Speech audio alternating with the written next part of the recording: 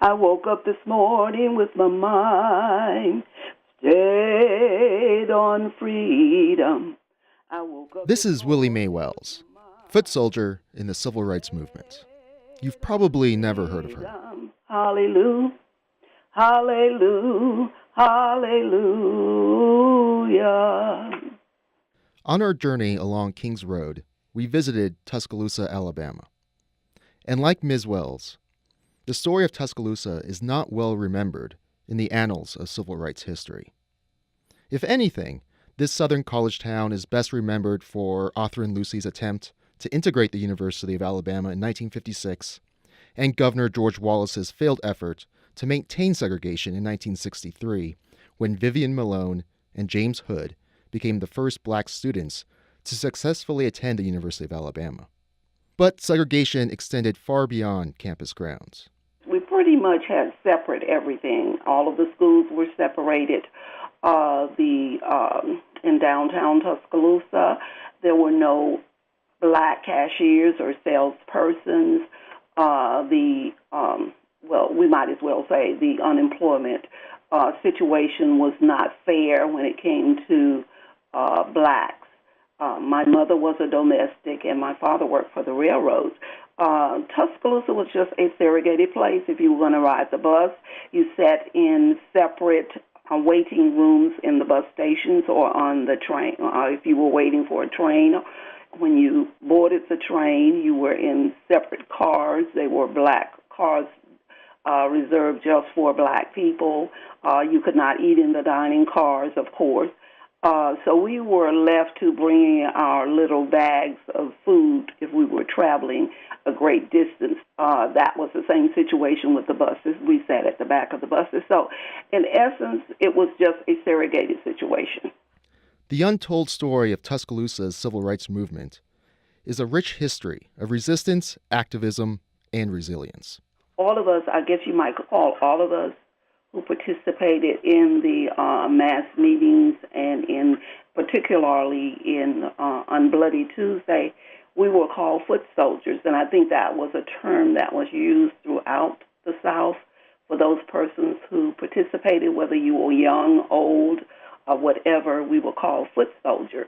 One of the pivotal moments of the civil rights struggle in Tuscaloosa became known as Bloody Tuesday. On June 9th, 1964, a group of peaceful protesters planned to march 2 blocks from the First African Baptist Church to the county courthouse to protest against the segregated restrooms and drinking fountains in the public building. The marchers barely made it out of the church before they were attacked by an angry mob. They started to push us as marchers back into the church. My brother and I were together. We never made it outside of the church. And they began to beat them with bully clubs. They had the cattle prods. They started to throw tear gas bombs into the church and to break out the windows because they had instruments. They were throwing bricks. They were throwing, all of these things could be seen on the inside of the church after the melee had happened. So we were, my brother and I went out through a back exit, and we were arrested as we started to cross the street. But there were many who were still in the church who were tear gas bombs.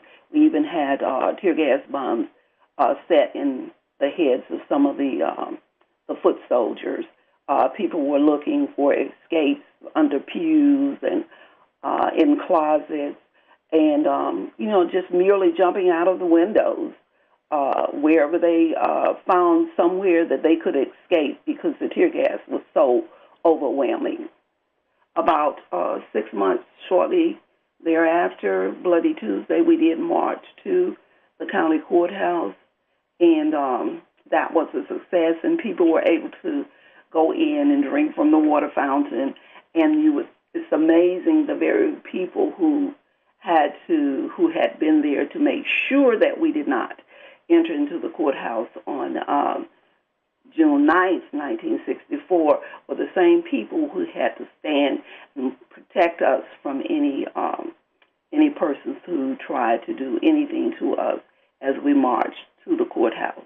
Today, Ms. Wells, along with surviving foot soldiers and leaders, such as Maxie Thomas, Danny Steele and Reverend Thomas Linton are sharing their experiences with a new generation of activists.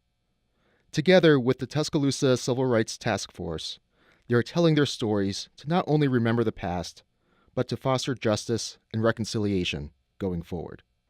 Segregation in Tuscaloosa and what led up to Bloody Tuesday and what we are doing thereafter. We are also doing reconciliation. So you have to find yourself, find where you stand, and as with the students who are with the shooting situation, where you have to take a stand on something. You have to decide which side of that fence you're on. There's so much out there that needs to be changed. We have not reached that dream that Dr. King talked about. I think that there's a lot that still needs to be done, but it takes people to do it. We could not have done what we did here on Bloody Tuesday had it not been for people being involved. People have to be concerned. You can't look and see things and then not take action on those.